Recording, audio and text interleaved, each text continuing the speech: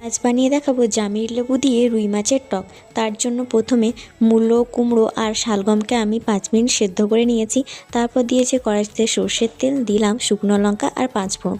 খুব সুন্দরভাবে নাড়াচাড়া করে সেদ্ধ করে রাখা সবজিগুলো দিয়ে খুব সুন্দরভাবে ভেজে নিলাম। তারপর কালো সর্ষে আর সাদা সর্ষে দুটোকে 1 চামচ করে নিয়েছিলাম, সেটাকে মিক্সার গ্রাইন্ডারে পেস্ট করে নিয়েছি, সেটাও দিয়ে দিলাম। তারপর দিয়েছি একটু জিরে গুঁড়ো আর দিয়েছি একটু ধনে গুঁড়ো। খুব সুন্দরভাবে মশলাটাকে কষিয়ে নিয়েছি।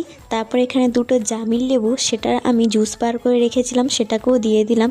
আর তার সাথে একটু জলও অ্যাড করেছিলাম। তো ওই জলটা দিয়েই পুরো টকটা আমি রান্না করছি। আমি আর এখানে কোনো এক্সট্রা জল ইউজ করিনি। তো দেখো লাস্টে দিয়ে দিলাম উপর থেকে 3টে কাঁচা লঙ্কা। আর আমার এখানে পুরো টকটা রেডি। জানো তো, এরকম টক দিয়ে ভাত খেতে হলে আর কিছুই লাগে না। এরকম টক যদি হয় তাহলে আর কোনো তরকারিরই প্রয়োজন হয় না। তো তোমরাও অবশ্যই একবার বানিয়ে ট্রাই করো আর কমেন্ট করে জানিও ভিডিওটা কেমন লাগলো। তো চলো ভিডিওটা এখানেই শেষ করছি।